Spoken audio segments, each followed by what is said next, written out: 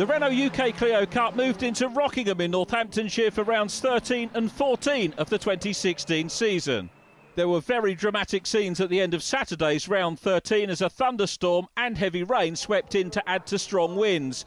The conditions failed to deter Jam Sport with AWE Motorsports and Waterton Eels, who came through from 10th on the grid to lead by lap 2 and take the win in near darkness from title rivals Paul Rivett and Mike Bushell. Waterton Eels tried to do the same again at the start of race 2, which was thankfully in near perfect conditions, but this time Team Pyro's Bushell and WDE's Paul Rivett held firm and he was relegated to 4th behind Josh Price. Jam Sport's George Jackson caught the curb at Chapman Curve and pitched into a roll which brought out the safety car. After the restart, both Waterton Eels and Sicily's Max Coates got past Price to set up a memorable dice for 3rd position. The pair trading places closely and yet fairly all the way to the flag. Elsewhere, Cook Sports' Lee Patterson and Nanobites powered by Jam Sports' Chris Smiley were disputing 7th place, but this terminated when Patterson tapped Smiley under braking at Dean, sending them both off the track. Up front, Mike Bushell was able to edge away from Rivett for his 3rd win of 2016.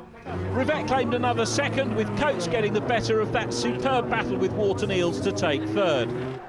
Bushell comes away with a slightly extended points lead over Waterton Eels, but on the 2-drop scores rule, they're actually tying for the championship lead, heading to Silverstone's penultimate event, with Rivett and Coates still very much in touch in 3rd and 4th.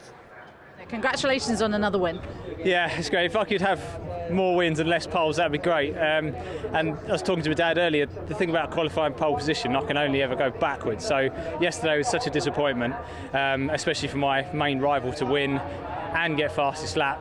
I was under a lot of pressure today, had a bit of a sleepless night. Done the perfect job today, and then Ant finishing fourth is just the icing on the cake.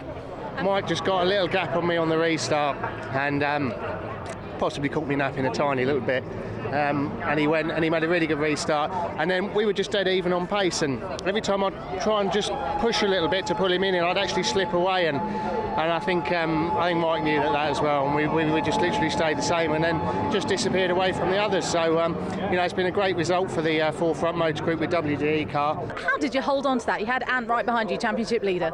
Yeah, Ant seemed to think he had a problem, so I guess that gave us a little performance gain, but to be honest, I was faster than him everywhere apart from the chicane. So once I kind of got my head around how I was getting out of there and got the run on him, I was through and gone, to be honest. I knew we had the pace to run at the front, and to be honest, I think if we'd have been through and on the back of Paul and Mike, I think we could have run there. But just without that starting position, it was hard to get there. But I had great fun battling through, and that's what it's all about. It's still so close. I think me and Ant I'm either 1 point ahead or tying on drop scores, so it's all to play for.